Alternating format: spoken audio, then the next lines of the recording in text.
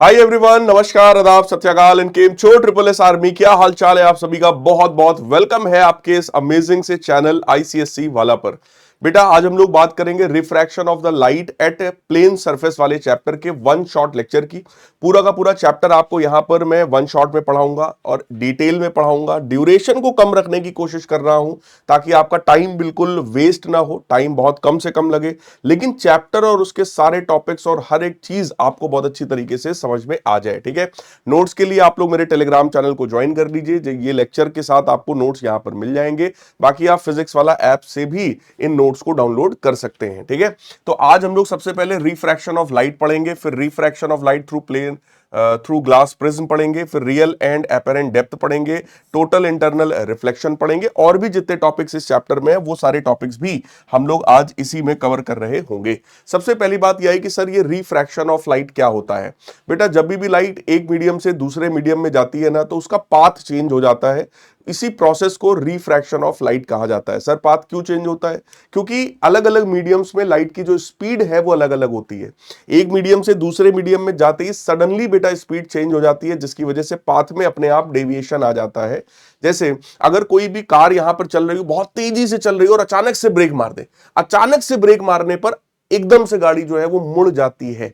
ठीक है, ऐसा क्यों हो रहा है? क्योंकि सडनली वहां पर क्या हुआ, स्पीड में चेंज आया है ना। इसीलिए आपने देखा होगा कई बार कि अचानक से कोई सामने आया, किसी ने ब्रेक मारा और उसकी वजह से एक्सीडेंट हो गया। ठीक है, क्यों? क्योंकि पाथ चेंज हो जाता है। स्पीड सडनली चेंज होने से बेटा पाथ चेंज हो जाता है। ठीक है, इसी फेनोमेना को, इसी प्रोसेस को हम लोग रिफ्रैक्शन ऑफ लाइट के नाम से जानते हैं। तो मीडियम दो तरीके का होता है, एक रेयरर मीडियम और एक डेंसर मीडियम। रेयरर मीडियम वो होता है जिसमें लाइट की स्पीड ज्यादा है, और डेंसर मीडियम वो होता है जिसमें लाइट की स्पीड कम है। तो कोई भी दो मीडियम अगर हम लोग कंसीडर कर लें, जिसमें एक को हम रेयरर मीडियम मान लें और दूसरे वाले को डेंसर मीडियम मान लें, ठीक है, तो ये एक लाइन होती है जो कि दोनों मीडियम्स को सेपरेट कर रही है। इसको इंटरफेस भी कहा जाता है। इस इंटरफेस के परपेंडिकुलर अगर कोई लाइन आप ऐसी बनाते हैं तो इस लाइन का नाम होता है नॉर्मल। तो नॉर्मल कोई भी ऐसी परपेंडिकुलर लाइन होती है जो कि इंटरफेस के परपेंडिकुलर है।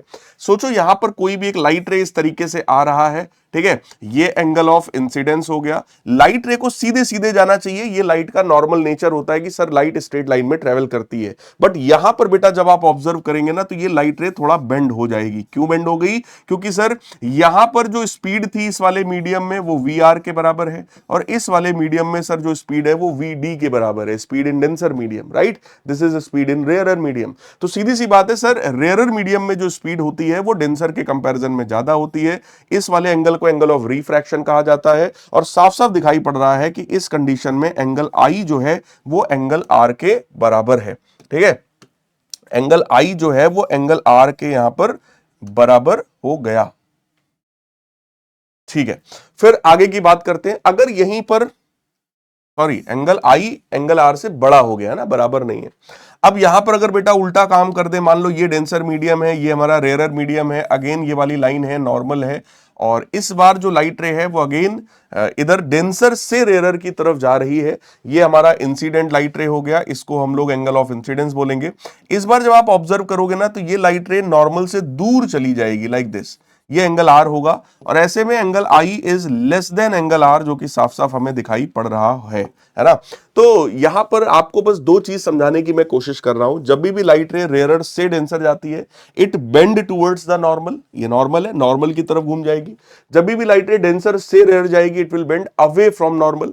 इस कंडीशन में आर की वैल्यू बड़ी होती है, और इस वाली कंडीशन में एंगल आई की वैल्यू बेटा बड़ी होती है। इसी फेनोमेना को रिफ्रैक्शन ऑफ लाइट कहा जाता है, जो कि एक सरफेस फेनोमेना होता है, क्योंकि ये बाउंड्री पर यानी सरफेस पर ही ये फेनोमेना देखा जाता है, यहीं पर इसका ऑब्जर्वेशन किया जाता है। ठीक है, यही डायग्राम्स यहां पर बताए गए हैं। लाइट रे रेयरर से डेंसर आ रही है, चेक करो नॉर्मल की तरफ बेंड हुई है। यहां पर डेंसर से रेयरर आ रही है तो नॉर्मल से दूर हो गई है। और इस वाले डायग्राम में आपको यह दिखा रहे हैं कि लाइट रे एंगल ऑफ इंसिडेंस जीरो पर आ रही है ना। अगर एंगल ऑफ इंसिडेंस जीरो हो जाए, यानी कि लाइट रे अगर नॉर्मल के अलोंग आ रही है, तो वो अनडेविएटेड चली जाएगी। स्पीड में तो चेंज आएगा, लेकिन क्योंकि वो नॉर्मल के अलोंग आ रही थी तो उसमें कोई डेविएशन बेटा देखने को नहीं मिलेगा।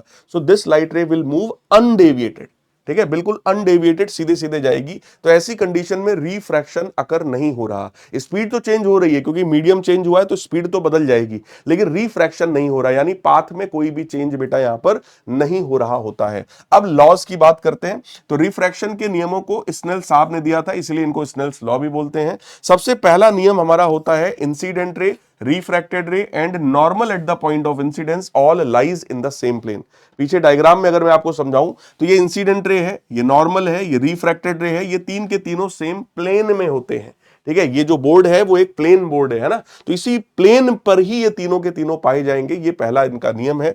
दूसरा नियम होता है बेटा sine I upon sine R हमेशा कांस्टेंट है, और इस कांस्टेंट को 1 म्यू 2 लिखा जाता है, जिसको आप लिख सकते हैं mu 2 divided by mu 1। Mu 2 का मतलब है refractive index of second medium, जिधर लाइट रे जा रही है ना, उस मीडियम का refractive index divided by refractive index of that medium जहां से लाइट रे जा रही है। अगर लाइट रे मान लो एयर से वाटर में जा रही है, अगर लाइट रे एयर से वाटर में जा रही है तो बेटा वाटर का रिफ्रैक्टिव इंडेक्स ऊपर रखेंगे और एयर का रिफ्रैक्टिव इंडेक्स नीचे रखेंगे। तो ये हमारा फॉर्मूला बनेगा कि sir sine I divided by sine R that is equal to refractive index of water upon refractive index of air. और अगर लाइट रे वाटर से एयर में जा रही है तो एयर का ऊपर होगा, वाटर का नीचे होगा। ठीक है, इस पॉइंट को समझिएगा। और ये रेशियो हमेशा ही कांस्टेंट होता है। अब कुछ बच्चों के मन में आ रहा होगा सर ये रिफ्रैक्टिव इंडेक्स आखिर क्या चीज है, व्हाट इज रिफ्रैक्टिव इंडेक्स। अभी आगे हम लोग उसके बारे में बात भी करेंगे। रिफ्रैक्टिव इंडेक्स किसी भी मीडियम में लाइट की स्पीड को रिप्रेजेंट करता है। रिफ्रैक्टिव इंडेक्स का फॉर्मूला होता है speed of the light in air और vacuum divided by speed of the light in that medium. तो रिफ्रैक्टिव इंडेक्स जो है वो हमारा 3 इंटू 10 टू द पावर 8, भाई वैक्यूम में तो लाइट की स्पीड यही है, डिवाइडेड बाई वी। ये फॉर्मूला होता है बेटा। वी क्या है, वी किसी भी मीडियम में लाइट की स्पीड, और म्यू क्या है, उसी मीडियम का रिफ्रैक्टिव इंडेक्स। तो यहां पर साफ साफ पता चलता है कि refractive index inversely proportional to speed होती है। स्पीड के बढ़ने से रिफ्रैक्टिव इंडेक्स कम हो जाता है और स्पीड के घटने से रिफ्रैक्टिव इंडेक्स बढ़ जाता है। जैसे अगर मैं आपसे कहूं बेटा ग्लास जो होता है उसका रिफ्रैक्टिव इंडेक्स है 3/2, तो सर इसका मतलब क्या है, इसका मतलब है भाई रिफ्रैक्टिव इंडेक्स का फॉर्मूला होता है ना C/V। तो C/V की वैल्यू 3/2 है, यहां से स्पीड की वैल्यू आ गई 2C/3, यानी कि ग्लास में अगर कोई लाइट की स्पीड आपसे पूछे तो दैट इज 2C/3। सर ये C क्या होता है, तो बेटा C की वैल्यू हम सबको पता है, speed of light in vacuum that is 3 into 10 की पावर 8। ये दोनों टर्म्स कैंसिल होंगे, तो speed of the light in glass निकल कर आया 2 इंटू 10 की पावर 8 मीटर पर सेकेंड के बराबर। तो यानी कि अगर ग्लास का रिफ्रैक्टिव इंडेक्स 3/2 है तो बेटा वहां पर ग्लास में लाइट की जो स्पीड है वो 2 इंटू 10 की पावर 8 मीटर पर सेकंड होगी। बिल्कुल ऐसे ही मैं एक फैक्ट आपको और बताऊं, जैसे डायमंड जो होता है उस डायमंड का रिफ्रैक्टिव इंडेक्स सबसे ज्यादा होता है। Refractive index of diamond is approximately 2.42, यानी डायमंड में स्पीड ऑफ लाइट जो है वो सबसे कम होती है, मिनिमम होती है। अब आपका काम क्या है कि अभी तुरंत आप speed of light in diamond निकालिए भी और कमेंट्स में मेरे को बताइएगा भी, आपके कमेंट्स में देखूंगा और रिप्लाई भी मैं वहां पर करूंगा। ठीक है, अब आगे की बात आ गई, सर वो कंडीशंस बता दो जिसमें रिफ्रैक्शन नहीं होता, यानी लाइट रे अनडेविएटेड चली जाए। पहली कंडीशन तो यही है कि जब लाइट रे नॉर्मल के अलोंग आती है तो एंगल ऑफ इंसिडेंस 0 होता है, ऐसे में एंगल ऑफ रिफ्रैक्शन भी हमारा 0 के बराबर होता है। दूसरी कंडीशन ये है कि अगर दोनों मीडियम सेम है, यानी दोनों का रिफ्रैक्टिव इंडेक्स अगर सेम हो जाए तो भी बेटा लाइट रे आएगी, सीधे सीधे चली जाएगी। सारा खेल तो तब होता है ना जब मीडियम चेंज हो। मीडियम के चेंज होने से क्या होता है, रिफ्रैक्टिव इंडेक्स बदलता है, स्पीड्स बदल जाती हैं और इस वजह से लाइट रे का डेविएशन हो जाता है। बट अगर दोनों मीडियम ही सेम है, रिफ्रैक्टिव इंडेक्स ही सेम है, तो कोई डेविएशन नहीं होगा, लाइट रे सीधे सीधे चली जाएगी। तो ये एक इंपॉर्टेंट स्लाइड है।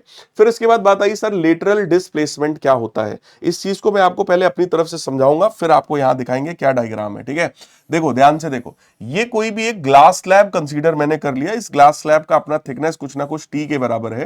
अब यहां पर यही शो करने की कोशिश करेंगे कि अगर ये इंसिडेंट लाइट रे आई है तो ये लाइट रे आखिर कैसे निकल कर जाएगी। देखो यहां पर बेटा एयर है, ये वाला मीडियम हमारा एयर है, यहां पर ये क्या है, ग्लास है, और नीचे वाला मीडियम फिर से क्या है, एयर है।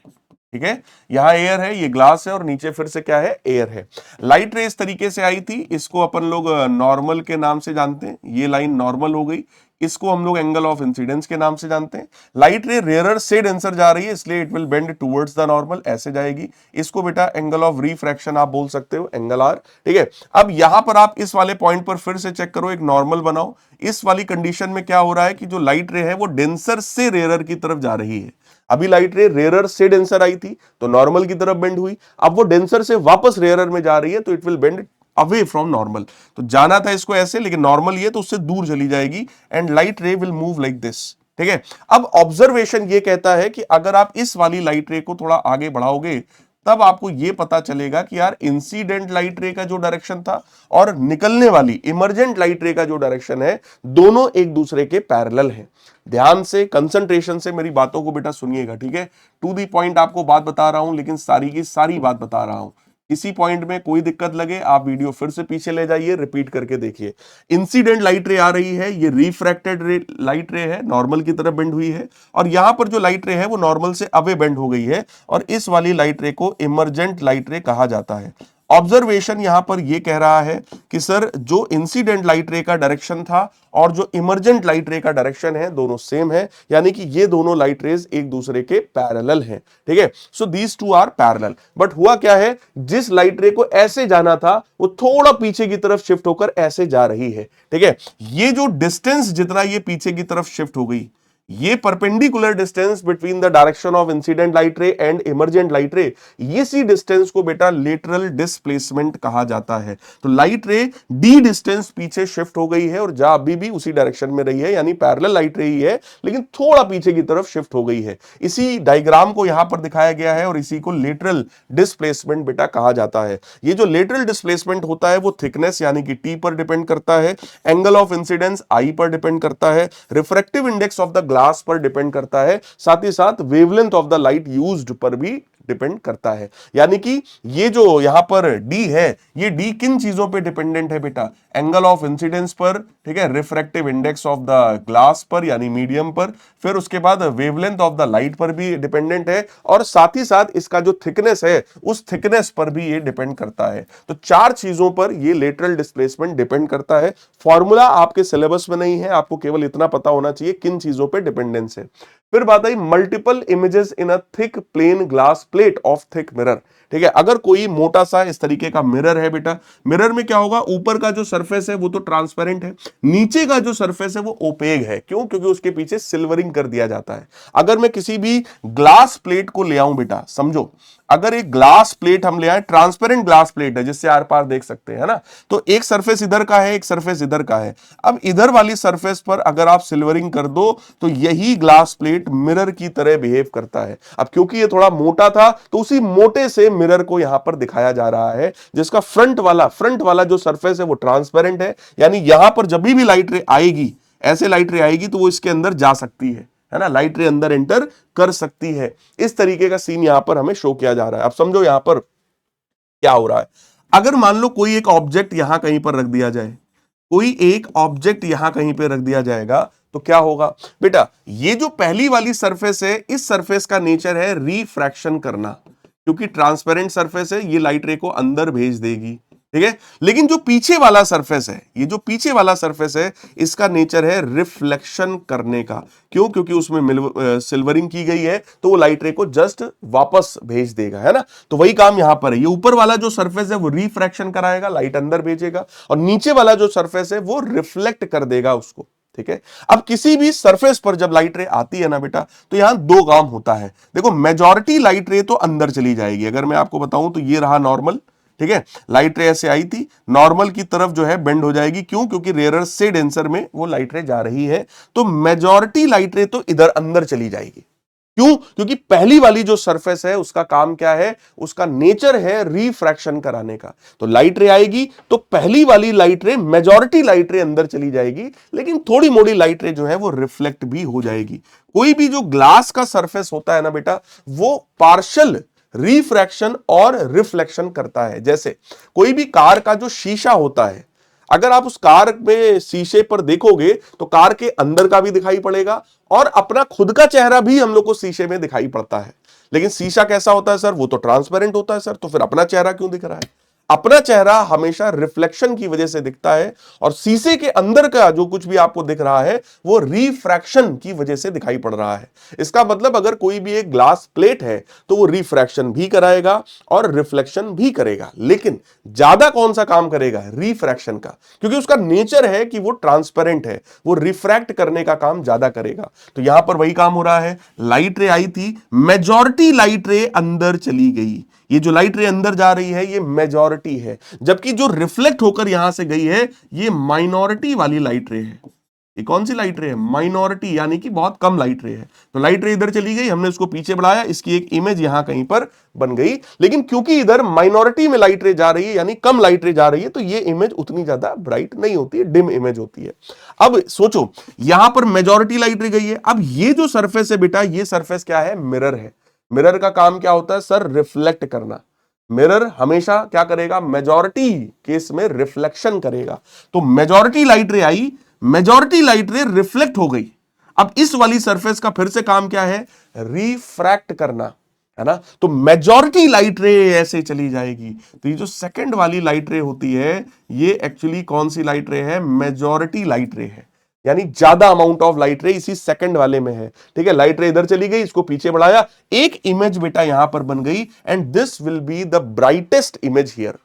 सबसे ज्यादा ब्राइट इमेज जो होगी वो सेकंड वाली इमेज होगी। रीजन आपको समझ में आया होगा, है ना? अब देखो क्या हुआ, फिर से समझना, ध्यान से समझना, ध्यान से समझना, मैं आपको समझा रहा हूं। देखो क्या हुआ, ये लाइट रे आई थी, ठीक है, मेजॉरिटी लाइट रे अंदर चली गई, थोड़ी सी रिफ्लेक्ट हो गई, मेजॉरिटी यहां पर आई, ठीक है, और मेजॉरिटी बाहर निकल गई, थोड़ी सी रिफ्लेक्ट हुई, अब फिर से थोड़ी वापस आई, ठीक है। अब जब थोड़ी ही आ रही है तो ऑब्वियस है निकलेगी बाहर, थोड़ी ही निकलेगी। इसका मतलब सबसे ज्यादा लाइट रे कौन सी होगी? ये सेकंड वाली जो इमेज है, ये जो सेकंड वाली लाइट रे निकल रही है क्यू की तरफ, दैट इज द ब्राइटेस्ट। तो सेकंड इमेज जो है वो बेटा ब्राइटेस्ट होती है। इस डायग्राम की प्रैक्टिस कम से कम 2 से 3 बार करिएगा, तब ये डायग्राम आप अच्छी तरीके से बना पाएंगे। बाकी इस डायग्राम की मेन चीज मैंने आपको समझा दिया है, किसी थ्योरी की कोई जरूरत नहीं है, सिर्फ डायग्राम आपको अच्छे से आना चाहिए और यह पता होना चाहिए कि कौन सी इमेज यहां पर ब्राइटेस्ट है और क्यों ब्राइटेस्ट है, ताकि कभी भी पूछा जाए तो आप सेम चीज को अपनी लैंग्वेज में बेटा लिख सकें।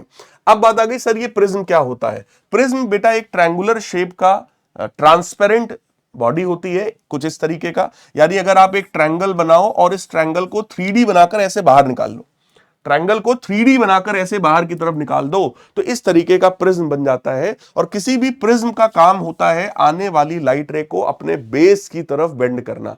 ठीक है, प्रिज्म का काम क्या है? आने वाली लाइट रे को अपने बेस की तरफ बेंड करना। तो मैंने यहां बच्चों को सिखाया भी था एक ट्रिपल एस के थ्रू कि भाई बेबी को बेस पसंद है, तो बेस क्या होता है समझो। अगर ये प्रिज्म है जिसका नाम ए है, तो प्रिज्म का ये वाला जो एंगल होता है ना बेटा, इसी को एंगल ऑफ प्रिज्म कहा जाता है। प्रिज्म अगर ए बी सी है तो इसी को एंगल ऑफ प्रिज्म बोलते हैं, और इसके सामने वाली जो साइड है इसको बेस कहा जाता है। अब होता क्या है, क्योंकि लाइट रे रेयर से डेंसर मीडियम में जा रही है, ये जो प्रिज्म है वो ग्लास का बना होगा, तो ये डेंसर मीडियम की तरह बिहेव करता है। लाइट रे रेयर से जब डेंसर जाती है तो it bend towards the normal. तो ये रहा पहला नॉर्मल हमारा, ठीक है, ये एंगल ऑफ इंसिडेंस हो गया हमारा I1 के बराबर। अब लाइट रे जो है उसको जाना था ऐसे, लाइट रे को जाना था ऐसे, बट क्योंकि उसको नॉर्मल की तरफ बेंड होना है तो लाइट रे कुछ ऐसे नॉर्मल की तरफ बेंड हो जाती है। अब यहां वाली सरफेस पे देखो, लाइट रे डेंसर से रेयरर में जा रही है वापस, यहां पर हम फिर से एक नॉर्मल बना देते हैं एन डैश। अब इस बार लाइट रे डेंसर से रेयरर जा रही है, so it will bend away from normal, तो ओवरऑल वो नॉर्मल से दूर चली जाती है। जाना था ऐसे, नॉर्मल ऊपर था तो दूर चली गई इधर की तरफ। ठीक है, ध्यान से समझिएगा, लाइट रे पहले केस में क्या है, रेयरर से डेंसर जा रही थी लाइक दिस, तो वो ऐसे जाना था उसको, बट वो ऐसे चली गई क्योंकि उसको नॉर्मल की तरह बेंड होना था। इस बार क्या है, डेंसर से रेयर जा रही है तो नॉर्मल से दूर बेंड होगी और ऐसे चली जाएगी। ओवरऑल अगर आप ध्यान से देखो तो लाइट रे ऐसे आ रही थी, बेस पसंद था इसलिए बेस की तरफ मुड़ी, ठीक है, फिर बेस पसंद है इसलिए बेस की तरफ और मुड़ गई। तो इसीलिए मैंने गाना आपको यहां पर एक रेफरेंस के रूप में दिया, बेबी को बेस पसंद है। ठीक है, इस गाने से आप इस प्रिज्म के कंसेप्ट को अपने दिमाग में बैठा सकते हो। ठीक है, कि यहां पर लाइट रे बार बार बेस की तरफ बेटा बेंड हो रही है। इस वाले एंगल को आप R1 एंगल ऑफ रिफ्रैक्शन बोल सकते हो। ये एंगल ऑफ इंसिडेंस है for the second surface, but किताबों में इसको भी R2 दिखाते हैं, तो आप भी R2 लिख सकते हो। और इस वाले एंगल को I2 दिखाते हैं, या कुछ किताबों में E से दिखाते हैं, जिसको एंगल ऑफ इमरजेंस भी कहा जाता है। ठीक है। फिलहाल अगर यहां पर एक कंसेप्ट आप समझो, इंसिडेंट लाइट रे ऐसे आई थी, इमर्जेंट लाइट रे ऐसे गई है, और इन दोनों लाइट रेस के बीच का एंगल अगर आप देखो, ये वाला एंगल, ये वाला, ठीक है, तो इसी एंगल को एंगल ऑफ डेविएशन कहा जाता है। देखो, ये इंसिडेंट लाइट रे का डायरेक्शन है, ये इमर्जेंट लाइट रे का डायरेक्शन है, तो ओवरऑल इसने क्या किया, लाइट रे को कितना घुमा दिया, डेल्टा एंगल, डेल्टा एंगल घुमा दिया, है ना। अब सर इन चीजों के बीच का थोड़ा रिलेशन बता दो। हालांकि ये इतने फॉर्मूले, केवल फॉर्मूले आपको पता होने चाहिए ना, बहुत ज्यादा आपको इसमें नहीं घुसना है, सिर्फ फॉर्मूला पता होना चाहिए, ठीक है, कि I1 प्लस ई जो है वो हमारा R1 प्लस R2 के बराबर होता है, ठीक है। इनफैक्ट R1 प्लस R2 भी नहीं, इसको इसको हम लोग A प्लस, ठीक है, A प्लस डेल्टा के बराबर इसको लिखिए, A प्लस डेल्टा, डेल्टा क्या है, angle of deviation, A plus delta यानी एंगल ऑफ डेविएशन। तो कभी भी एंगल ऑफ डेविएशन निकालने को बोले तो आप क्या करेंगे, angle of incidence plus angle of emergence minus angle of prism कर देंगे, तो you will get the value of deviation from the prism, ठीक है। दूसरी बात यह है कि अगर इस प्रिज्म का ये वाला एंगल बहुत छोटा कर दिया जाए, ठीक है, अगर प्रिज्म एंगल बहुत छोटा कर दिया जाए, तो यही डेविएशन जो होता है वो हमारा refractive index -1 times angle of prism के बराबर होता है। बट इसके लिए कंडीशन क्या है कि ये जो प्रिज्म एंगल है that is very small. Prism angle जब बहुत छोटा होता है, 10 डिग्री से भी कम होता है, ऐसी कंडीशन में डेविएशन का फॉर्मूला है mu -1 times angle of prism ए के बराबर, राइट। इसके अलावा अगर प्रिज्म है तो उस प्रिज्म के रिफ्रैक्टिव इंडेक्स का बेटा फॉर्मूला होता है sine A plus delta M by 2 divided by sine A by 2। Refractive index का फॉर्मूला होता है ना कि angle I upon angle R, तो समझो यहां पर एंगल ऑफ इंसिडेंस की जो वैल्यू आती है डेरिवेशन में वो a plus delta M by 2 आती है, और एंगल ऑफ रिफ्रैक्शन r की वैल्यू a बाई 2 निकल कर आती है। डेरिवेशन में आपको नहीं उलझना है, आपको सीधे सीधे ये फॉर्मूला अपने दिमाग में रखना है, किसी भी प्रिज्म का रिफ्रैक्टिव इंडेक्स का ये फॉर्मूला होता है। बात आई सर ये डेल्टा एम का मतलब क्या है, देखो बेटा यहां पर यह ऑब्जर्व किया जाता है कि जब आप इस एंगल ऑफ इंसिडेंस को चेंज करेंगे, जैसे लाइट रे अगर आप ऐसे लाओगे तो एंगल ऑफ इंसिडेंस थोड़ा कम होगा, थोड़ा ऐसे लाओगे एंगल ऑफ इंसिडेंस बढ़ गया, और नीचे से लाओगे एंगल ऑफ इंसिडेंस और बढ़ गया। जैसे जैसे इस एंगल ऑफ इंसिडेंस को चेंज किया जाता है, इस डेविएशन की वैल्यू भी बेटा लगातार चेंज हो रही होती है, और इन दोनों चीजों के बीच का एक ग्राफ बनाया जाता है। यहां पर एंगल ऑफ इंसिडेंस ले रहे हैं, यहां पर डेविएशन ले रहे हैं, ग्राफ कुछ ऐसा आता है बेटा, ग्राफ कुछ ऐसा आता है कि स्टार्टिंग में जब आप एंगल ऑफ इंसिडेंस को बढ़ाते हो ना, तो ये डेविएशन का एंगल घटता है घटता है घटता है, और एक पॉइंट ऐसा आता है जिस पर ये मिनिमम हो जाता है, जिस पर ये मिनिमम हो जाता है, इसी को हम लोग डेल्टा एम बोल रहे हैं, यानी कि मिनिमम डेविएशन। अब बताइए सर ये मिनिमम डेविएशन कब होता है, जब angle of incidence angle of emergence के बराबर हो जाए, और एंगल R1 जो था वो एंगल R2 के बराबर हो जाए, उस कंडीशन पर डेविएशन मिनिमम होता है। यानी कि जब एंगल ऑफ इंसिडेंस और इमरजेंस बराबर होगा तब ये डेविएशन हमारा मिनिमम हो जाएगा, ये कंडीशन है। R1 R2 के बराबर हो जाए, उस कंडीशन में ये जो डेल्टा है वो आपका मिनिमम हो जाएगा। तो ये ग्राफ होता है इन दो चीजों के बीच का, क्लियर है। अब आगे बढ़ते हैं, और देखो यही वाला ग्राफ यहां पर आपको दिखा हुआ है, ठीक है, और सेम चीज को यहां पर आपको लैंग्वेज में भी मैंने लिख करके दे दिया है कि भाई जब I1 I2 के बराबर हो जाएगा, R1 R2 के बराबर हो जाएगा, उसी कंडीशन में जो डेविएशन है वो मिनिमम होता है, ठीक है। आप लोग जो बच्चे इस वन शॉट सीरीज से पढ़ रहे हैं, इन नोट्स को बेटा या तो प्रिंट आउट करवा लेना या तो अपनी कॉपी पे खुद से लिख लेना, नोट कर लेना, है ना। नोट्स बहुत ज्यादा जरूरी हैं आपके रेगुलर बेसिस के रिवीजन के लिए, है ना। तो इन नोट्स को डाउनलोड करके आप अपनी कॉपी पे नोट डाउन कर लेना, ठीक है। अब यहां पर ग्लास की वैरायटी की बात कर रहे हैं बेटा, अलग अलग ग्लासेस का जो रिफ्रैक्टिव इंडेक्स होता है वो अलग अलग होता है, ठीक है। बेसिकली दो तरीके के ग्लास होते हैं, एक फ्लिंट ग्लास और एक क्राउन ग्लास, ठीक है। फ्लिंट ग्लास का रिफ्रैक्टिव इंडेक्स क्राउन से ज्यादा होता है। इसका मतलब क्या हो गया, इसका मतलब it is found that for a given angle of incidence the prism with the higher refractive index produces greater deviation. क्योंकि डेविएशन का फॉर्मूला देखो क्या था पीछे, a plus delta is equal to angle i plus angle e, तो deviation का जो formula था वो i plus e minus angle a था। दूसरा डेविएशन का एक फॉर्मूला और था, that was refractive index -1 times angle A.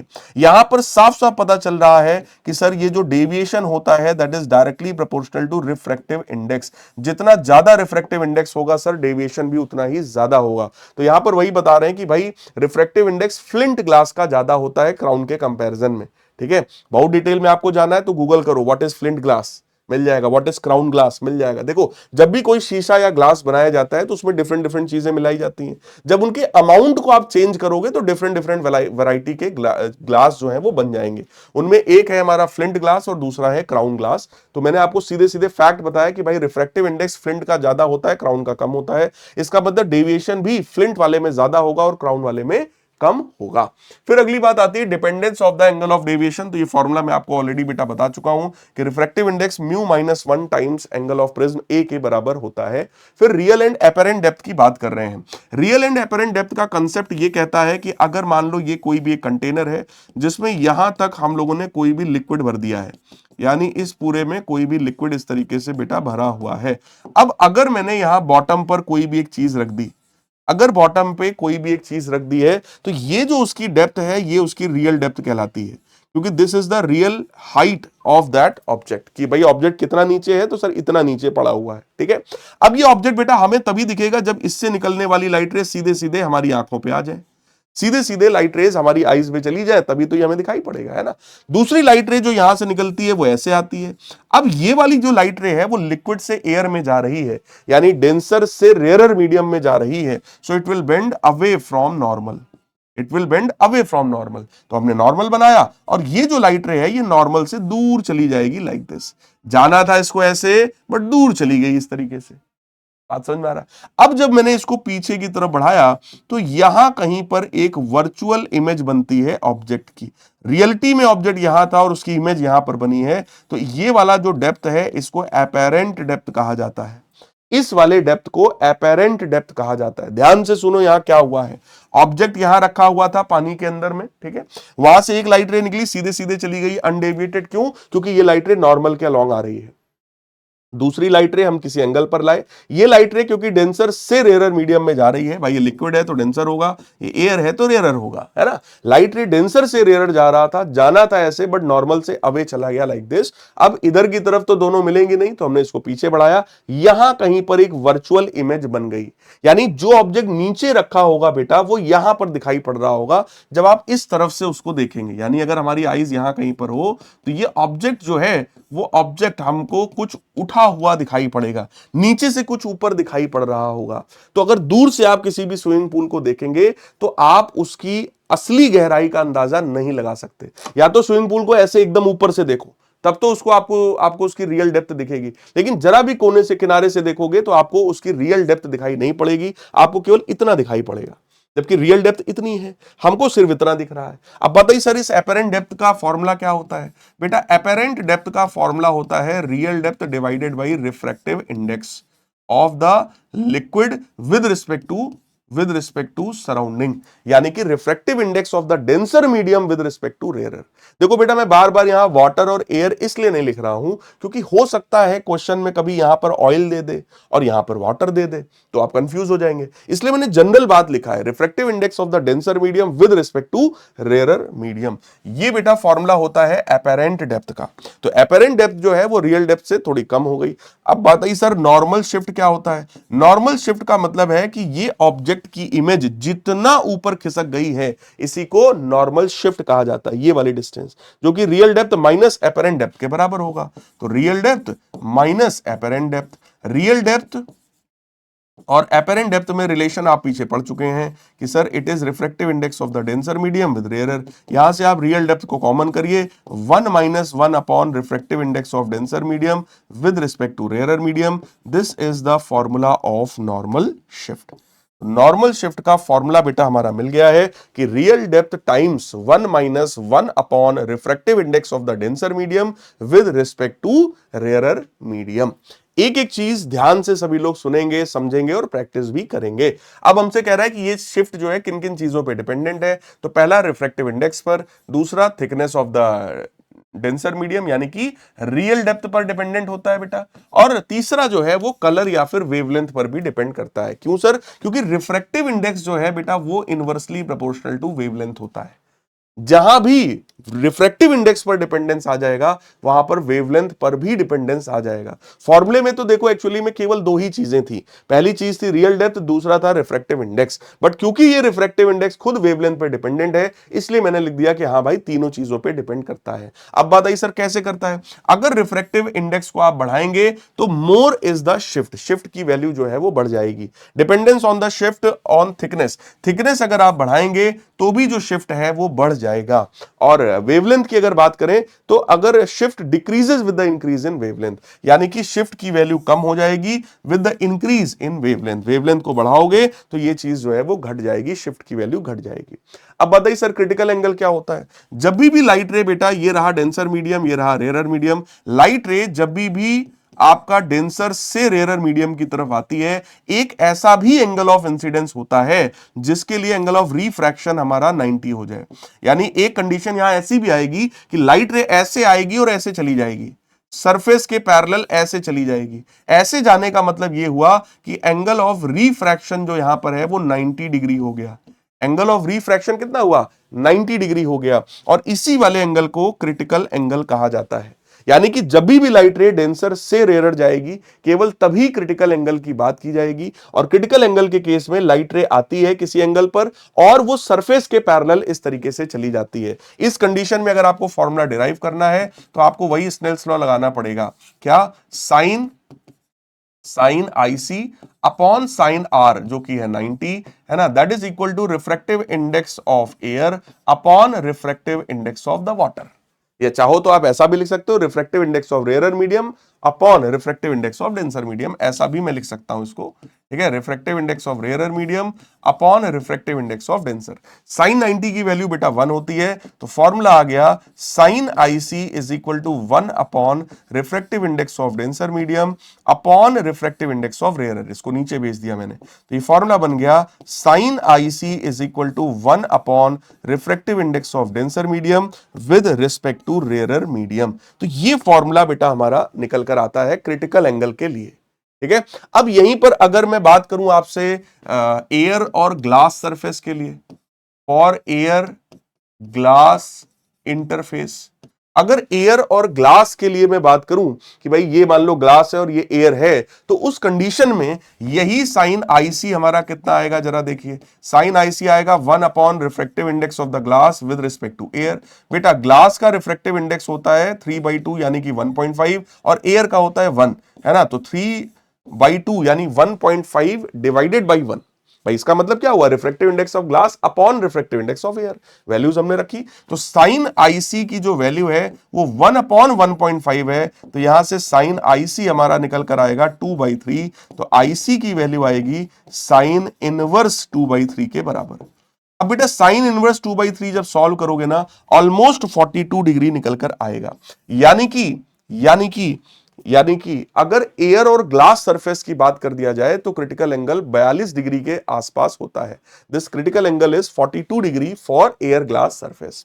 फिर बात आई सर अगली चीज है टोटल इंटरनल रिफ्लेक्शन।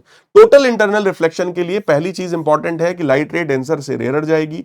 दूसरी चीज इंपॉर्टेंट है कि angle of incidence critical angle से ज्यादा होगा।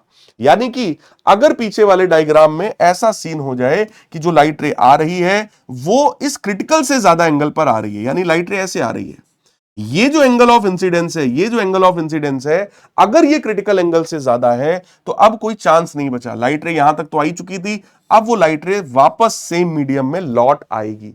इसी प्रोसेस को टोटल इंटरनल रिफ्लेक्शन के नाम से हम लोग जानते हैं। This is known as TIR, total internal reflection.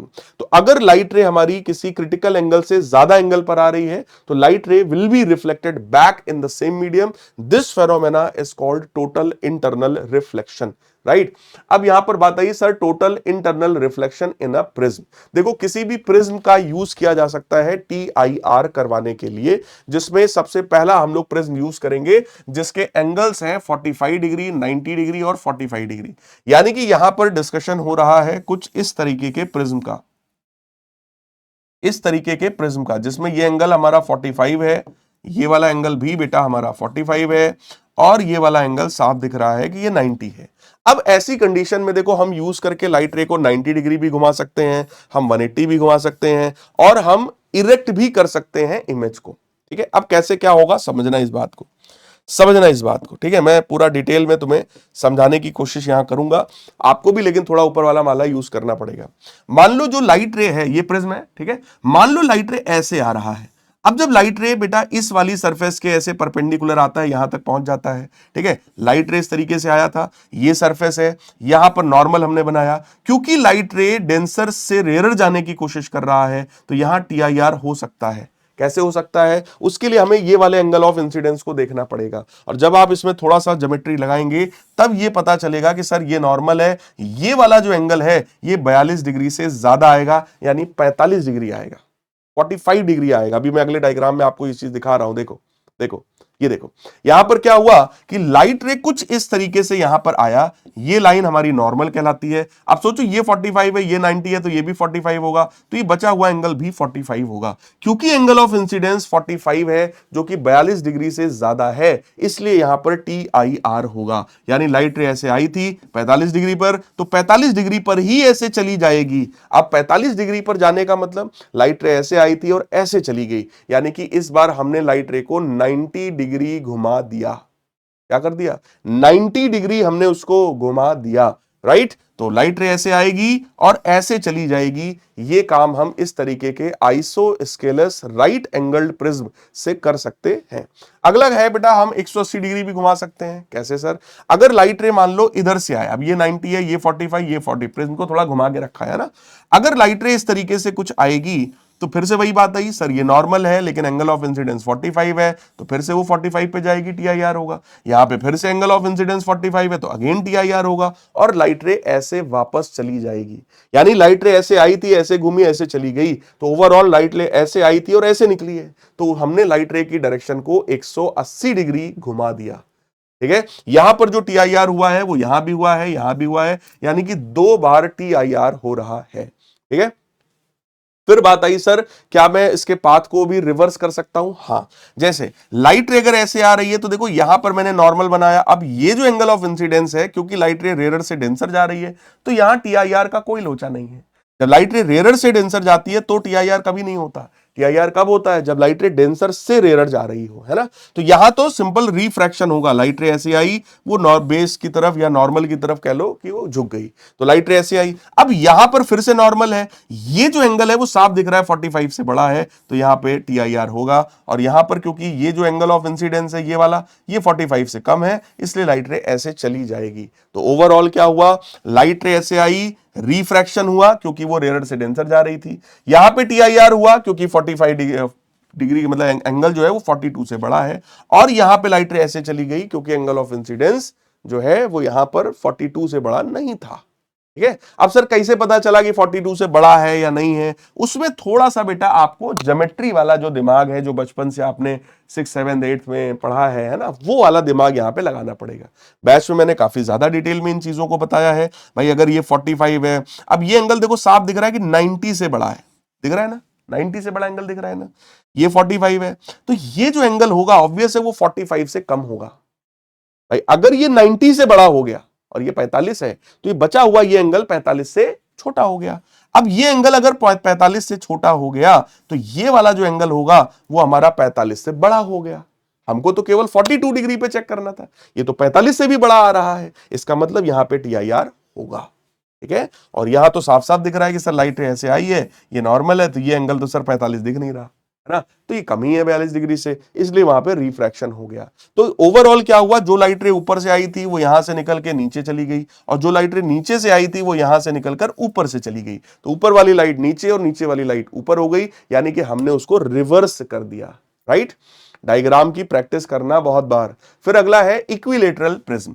Equilateral prism क्या करता है, लाइट रे को 60 डिग्री घुमा देता है। जैसे ये तीनों एंगल इसके 60 डिग्री हैं, किसी भी एक साइड के परपेंडिकुलर अगर आप ऐसे लाइट रे लाओगे तो लाइट रे सीधे सीधे यहां घुस जाएगी। अब ये नॉर्मल है, ज्योमेट्री देखोगे तो ये एंगल 60 डिग्री है, डायग्राम ध्यान से देखना अपने आप समझ में आ जाएगा, ये 60 डिग्री है ना, ये 60 डिग्री है जो कि 42 से ज्यादा है, तो टीआईआर होगा। लाइट रे ऐसे आएगी तो ये भी 60 हो जाएगा बेटा। अब सोचो लाइट रे ऐसे आ रही थी और आपने उसको ऐसे घुमा दिया 60 डिग्री, यानी आपने जो डेविएशन करवाया है वो कितने का हुआ, 60 डिग्री का डेविएशन हो गया।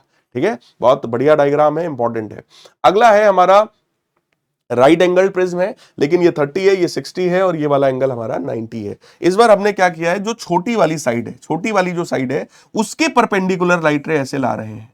अब यहां नॉर्मल है, ये जो एंगल है क्योंकि ये 60 है, 42 से बड़ा है तो TIR हुआ यहां पर। ये वाला जो एंगल है वो 30 डिग्री है तो यहां पे रिफ्रैक्शन हो गया, लाइट रे ऐसे निकल गई। तो लाइट रे ऐसे आई है, यहां TIR हुआ और यहां रिफ्रैक्शन हो गया, लाइट रे बाहर निकल गई। अगला देखो हमारा क्या है डायग्राम, 30, 90, 60 की बात कर रहे हैं, लेकिन यहां पर नॉन अकरेंस ऑफ TIR है, यानी TIR यहां पे नहीं होगा। मतलब देखो छोटी वाली जब साइड से लाए थे तो यहां TIR हुआ था, फिर वो ऐसे लाइट रे निकल गई थी।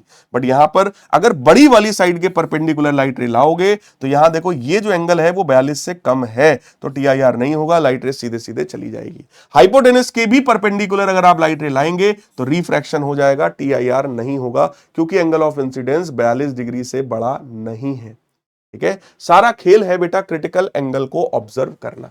अब एक कंडीशन यहां पर है जो कि हमारा एक्सेप्शनल केस है। ठीक है, एक्सेप्शनल केस सर क्या है, एक्सेप्शनल केस यहां पर यह है कि जो लाइट रे है वो इस जगह पर आ रही है। अभी तक पीछे क्या था, देखो ये 90 था, ये वाली साइड को हम लोग हाइपोटेनस बोलते हैं। अभी तक लाइट रे ऐसे आ रही थी, जब लाइट रे ऐसे आ रही थी तो रिफ्रैक्ट होकर चली जा रही थी। बट अभी जो लाइट रे आ रही है वो एक पर्टिकुलर पॉइंट के नीचे आ रही है।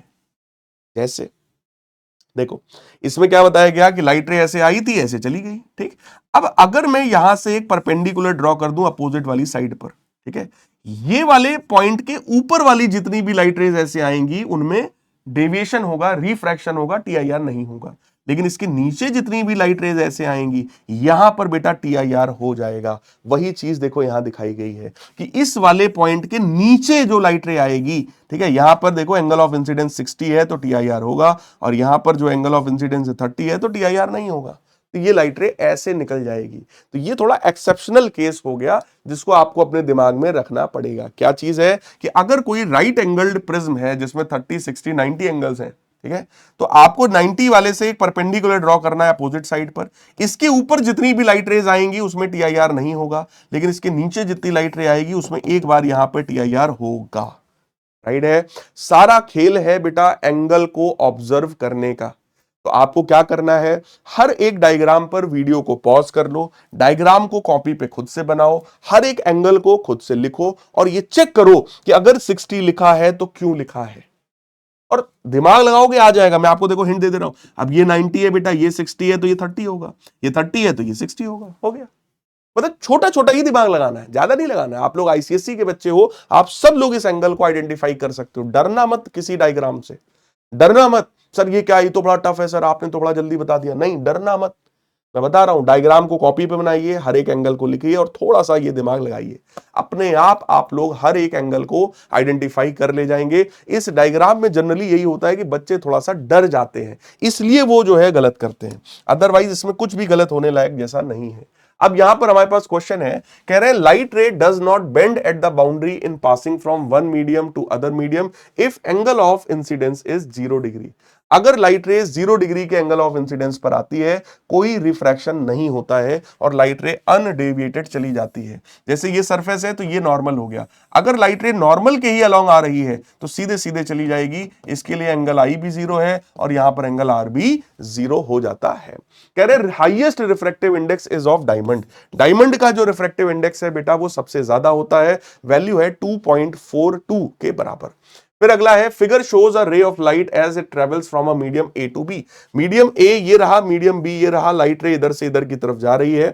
अगर बेटा मैं एंगल ऑफ इंसिडेंस की बात करूं तो देखो ये इंसिडेंट रे है और ये नॉर्मल है, ये एंगल ऑफ इंसिडेंस है, ये एंगल ऑफ इंसिडेंस, ये रिफ्रैक्टेड लाइट रे है, ये नॉर्मल है, तो इसको एंगल ऑफ रिफ्रैक्शन कहा जाता है, एंगल R।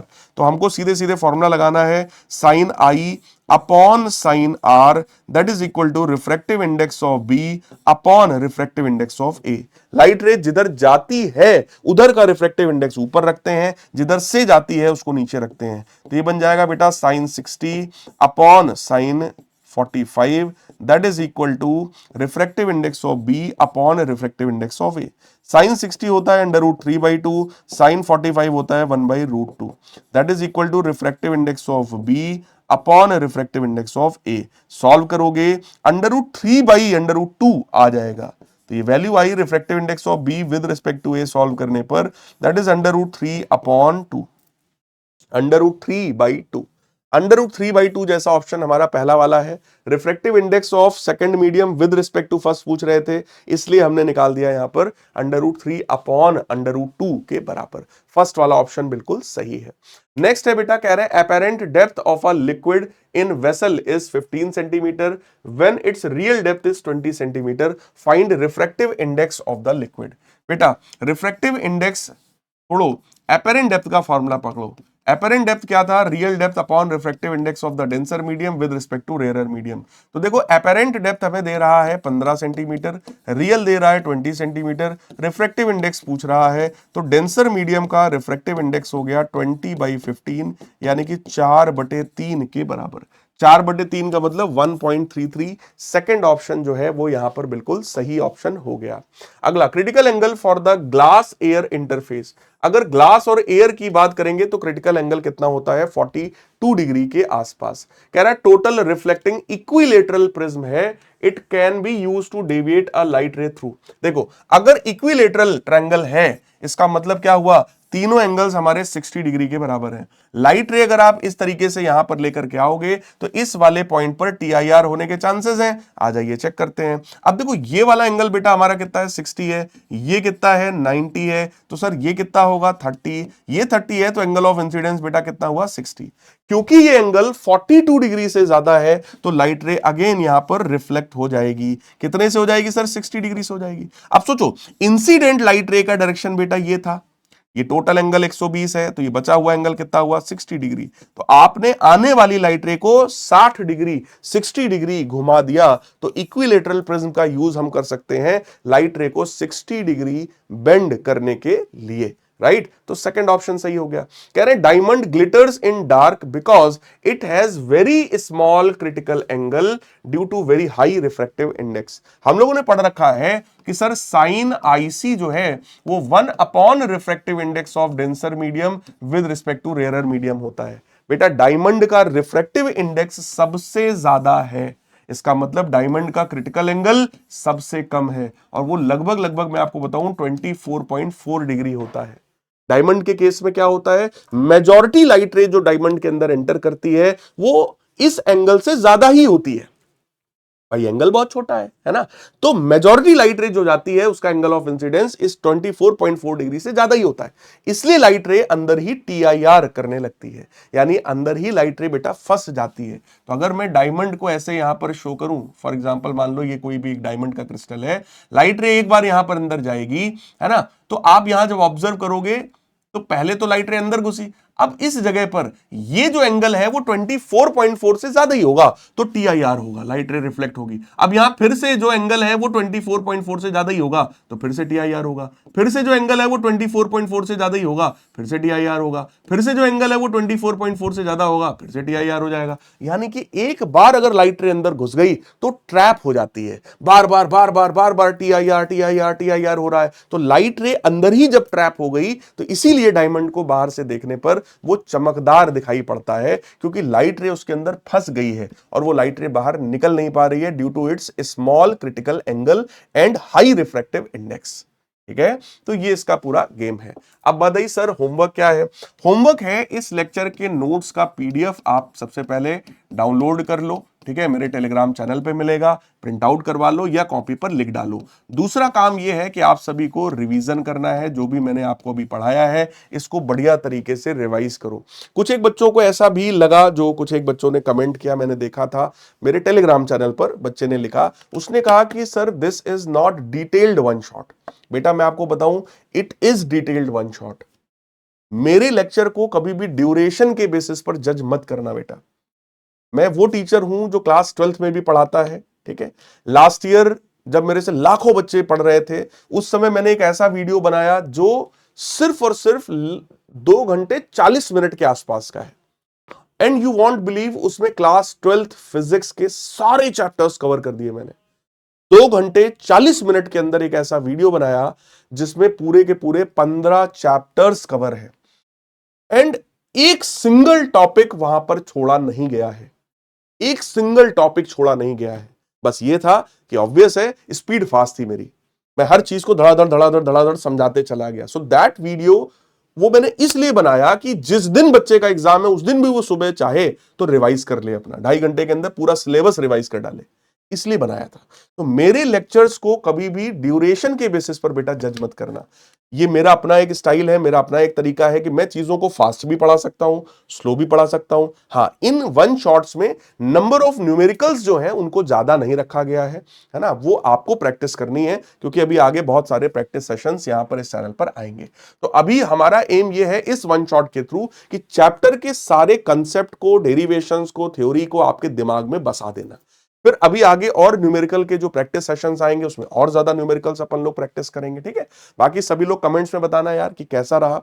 अगले वाले लेक्चर में आप बच्चों के जो कमेंट्स हैं, कुछ बच्चों के कमेंट्स भी मैं यहां पर लेकर के आऊंगा और दिखाऊंगा कि आप लोगों ने कमेंट्स में क्या लिखा है, ठीक है। टेलीग्राम से ही आपको नोट्स मिलेंगे, स्कैन कर लो या फिर ये लिख करके सर्च कर लो टेलीग्राम को, ठीक है।